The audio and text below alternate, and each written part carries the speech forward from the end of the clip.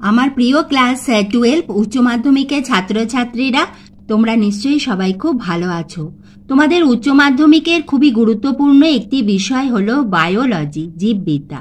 আজ আমি তোমাদের কাছে নিয়ে এসেছি তোমাদের জীববিদ্যার সম্পূর্ণ সিলেবাস নিয়ে, এবং ভিডিও লিংক রয়েছে এই ভিডিও ডেসক্রিপশন বক্সে, তোমরা সেগুলো দেখে নিও। এবং এইভাবে কিন্তু আমি তোমাদের সাজেশন, ইম্পর্টেন্ট কোয়েশ্চেন্স সবই তোমাদের দিতে থাকবো। তুমি চ্যানেলে যদি নতুন হয়ে থাকো, চ্যানেলটি সাবস্ক্রাইবের সঙ্গে বেল আইকনটা প্রেস করে দিয়ে স্টাডি ফর এডুকেশনের বন্ধু হয়ে যেও। তাহলে এসো প্রথমে আমরা দেখে নিই তোমাদের সিলেবাসটা। তোমাদের বায়োলজিতে মোট 5টা ইউনিট আছে, এবং এই 5টি ইউনিট মিলিয়ে তোমাদের মোট অধ্যায় হলো 16টি। এর মধ্যে আমাদের প্রথম ইউনিট জীবের জনন, সেখানে রয়েছে আমাদের মোট 4টি অধ্যায়। প্রথম অধ্যায় হলো জীবের জনন, দ্বিতীয় অধ্যায় সপুষ্পক উদ্ভিদের যৌন জনন, তৃতীয় অধ্যায় মানুষের জনন, এবং চতুর্থ অধ্যায় হলো জননগত স্বাস্থ্য। তোমরা এখন পড়া শুরু করছো এবং তোমাদের ফার্স্ট ইউনিট পড়া শুরু হচ্ছে, সেজন্য আমি তোমাদের বলবো আমাদের প্রথম যে 3টে ইউনিট আছে, ইউনিট 1, ইউনিট 2, ইউনিট 3, এই 3টে ইউনিট যদি তোমরা খুব ভালোভাবে রেডি করে নাও, তাহলে কিন্তু তোমরা 70-এ 60-র ওপর নম্বর তুলতে তোমাদের কিন্তু কোনো অসুবিধা হবে না। 70-এ তোমরা 64, 65, 66 এরকম নম্বর পাবেই। সেজন্য প্রথম 3টি ইউনিট খুবই ইম্পর্টেন্ট। এর আমি আরেকটা কথা বলবো, ইউনিট 1-এ তোমাদের যে দ্বিতীয় অধ্যায় আছে সপুষ্পক উদ্ভিদের যৌন জনন, এবং তৃতীয় অধ্যায় মানুষের জনন, এই দুইটির মধ্যে তোমাদের প্রশ্নমান 5, অর্থাৎ 5 মার্কসের প্রশ্ন তোমাদের আসবে, এবং এই দুইটির মধ্যে অথবা থাকবে। তোমরা যদি মনে করো আমরা সপুষ্পক উদ্ভিদ থেকে আমরা অ্যান্সার অ্যাটেন্ড করব, তাহলে এই যে আমাদের অধ্যায়টা রয়েছে খুব ভালোভাবে পড়ো। এবং কেউ যদি মনে করো যে আমরা মানুষের জনন থেকে 5 মার্কসের কোয়েশ্চেনের উত্তর আমি লিখবো, তাহলে এই যে অধ্যায়টি রয়েছে খুব ভালোভাবে তোমরা পড়ো। তার সঙ্গে অতি অবশ্যই কিন্তু আঁকা তোমাদের প্র্যাকটিস করতে হবে, ডায়াগ্রাম কিন্তু অতি অবশ্যই তোমাদের প্র্যাকটিস করতে হবে। তাহলে তোমরা নিশ্চয়ই বুঝতে পারলে যে তোমাদের দ্বিতীয় অধ্যায় এবং তৃতীয় অধ্যায়ের মধ্যে প্রশ্নমান 5-এর প্রশ্নে অথবা থাকবে। এটি হলো আমাদের ফার্স্ট ইউনিটে চতুর্থ অধ্যায়ের এই টপিকসগুলি রয়েছে।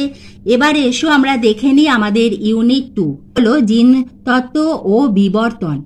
এই ইউনিট থেকেও কিন্তু আমাদের অনেক প্রশ্ন থাকে, এই ইউনিটটা খুব ভালোভাবে পড়তে হবে। এখানে আমাদের অধ্যায় রয়েছে, আমাদের পঞ্চম যে অধ্যায় সেটি বংশগতি ও বিভেদ,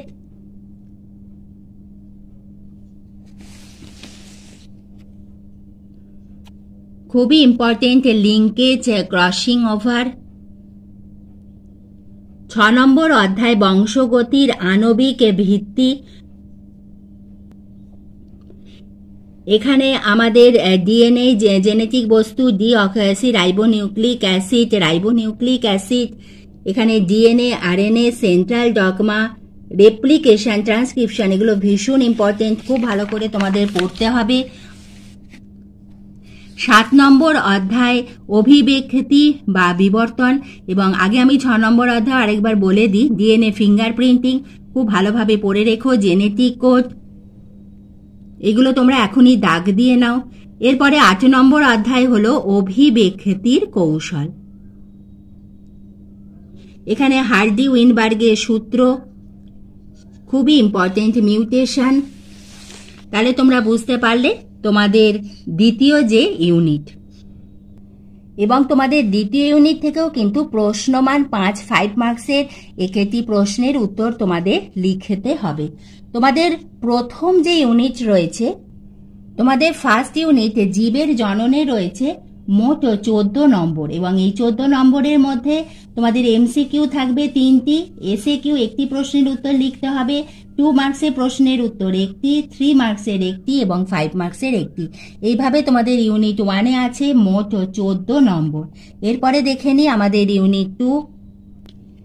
ইউনিট 2-তে তোমাদের রয়েছে মোট 18 নম্বর। এই 18 নম্বরের মধ্যে তোমাদের এমসিকিউ থাকবে 4টি, এসএকিউ 1 মার্কসের প্রশ্নের উত্তর লিখতে হবে একটি, 2 মার্কসের একটি, 3 মার্কসের তোমাদের 2টি প্রশ্নের উত্তর লিখতে হবে এবং 5 মার্কসের একটি প্রশ্নের উত্তর লিখতে হবে তোমাদের ইউনিট 2 থেকে। ইউনিট 2 এতে রয়েছে মোট 18 মার্কস, 18 নম্বর।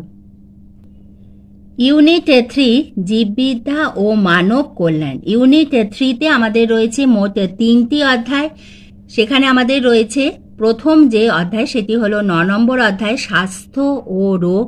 এবং এখান থেকে কিন্তু আমাদের অনেক প্রশ্ন আসে। এখান থেকে আমাদের প্রশ্ন আসে এই সকল রোগের বৈশিষ্ট্য এবং এদের উপসর্গ এবং এডস খুবই ইম্পর্টেন্ট। এরপরে হলো আমাদের 10 নম্বর যে অধ্যায়, খাদ্য উৎপাদনের উন্নতি সাধন। এই অধ্যায়টিকে তোমরা অতি অবশ্যই কিন্তু স্টার দিয়ে রাখো। এখানে আমাদের বায়োফর্টিফিকেশন, পশুপালন, পোলট্রি, ডায়েরি ফার্ম ম্যানেজমেন্ট, এইখানটা থেকে কিন্তু আমাদের প্রশ্ন এসেই থাকে এবং এখানে মৌ চাষ, এপিকালচার যেটা রয়েছে এবং এগুলো আমাদের খুবই ইম্পর্টেন্ট। এরপরে রয়েছে 11 নম্বর অধ্যায়, মানব কল্যাণে অণুজীব। এখান থেকে জীব সার খুবই ইম্পর্টেন্ট, জীবজ সার, এবং এর মধ্যে রয়েছে নীলাভ, সবুজ, শৈবাল, এগুলি। তাহলে তোমরা দেখলে তোমাদের তৃতীয় ইউনিট। এবার এসো আমরা দেখে নিই তৃতীয় ইউনিট থেকে আমাদের কি ধরনের প্রশ্ন আসবে। 2024-এ প্রশ্নপত্র দেখিয়েও একবার তোমাদের খুব ভালোভাবে বুঝিয়ে দেবো। তোমাদের তৃতীয় ইউনিটে রয়েছে মোট 14 নাম্বার, 14 মার্কস। সেখানে তোমাদের MCQ থাকবে 2টি, 1 মার্কসের SAQ থাকবে 1টি। তোমাদের 2 মার্কসের একটি প্রশ্নের উত্তর লিখতে হবে এবং 3 মার্কস প্রশ্নমান 3-এর 3টি প্রশ্নের উত্তর তোমাদের লিখতে হবে। এবং ইউনিট 3 থেকে আমাদের 5 মার্কসের কিন্তু কোনো প্রশ্নের উত্তর লিখতে হবে না। এর পরের ইউনিট হলো ইউনিট 4। 4 নম্বর যে ইউনিট রয়েছে এখানে আমাদের একটি মাত্রই অধ্যায় রয়েছে, সেইটা হলো জৈব প্রযুক্তিবিদ্যা এবং এর প্রয়োগ। তুমি যদি এই একটা অধ্যায় পড়ো তাহলেই কিন্তু তুমি পেয়ে যেতে পারো 10 নাম্বার, 10 মার্কস। এবং এখান থেকে আমাদের প্রশ্ন থাকবে MCQ 2টি, 2 মার্কসের একটি প্রশ্নের উত্তর লিখতে হবে এবং তোমাদের 3 মার্কসের 2টি প্রশ্নের উত্তর লিখতে হবে। এইভাবে আমাদের ইউনিট 4-এ থাকছে মোট 10 নাম্বার। এবং আমাদের নেক্সট অ্যান্ড লাস্ট ইউনিট হলো ইউনিট 5, বাস্তববিদ্যা ও পরিবেশ। এর অন্তর্ভুক্ত আমাদের মোট 4টি অধ্যায় রয়েছে। এর মধ্যে 13 নম্বর অধ্যায় বাস্তববিদ্যা, পরিবেশ এবং জনসংখ্যা। 14 নম্বর অধ্যায় বাস্তুতন্ত্র। এখানে আমাদের যে টপিকসগুলো রয়েছে এগুলো আমরা আমাদের আগের ক্লাসেও পড়েছি, সেজন্য তোমরা এইটা যদি একবার পড়ে নাও তাহলে কিন্তু তোমরা উত্তর লিখে আসতে পারবে। এরপরে রয়েছে 15 নম্বর অধ্যায় জীববৈচিত্র্য এবং তার সংরক্ষণ। এখানে জীববৈচিত্র্যের গুরুত্ব এগুলো খুবই ইম্পর্টেন্ট। জীববৈচিত্র্যের হটস্পট, রেড ডাটা বুক, এগুলো তোমরা খুব ভালোভাবে পড়ো।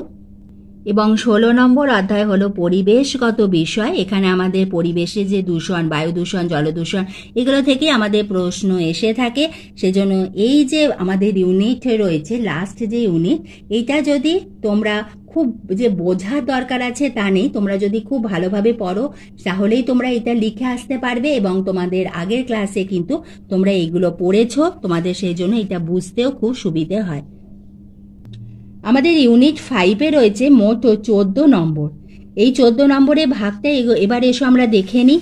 আমাদের 3টে MCQ থাকবে, 1 মার্কসের একটি প্রশ্নের উত্তর লিখতে হবে, 2 মার্কসের একটি, 3 মার্কসের একটি এবং 5 মার্কস প্রশ্নমান 5-এর একটি প্রশ্নের উত্তর লিখতে হবে ইউনিট 5 থেকে।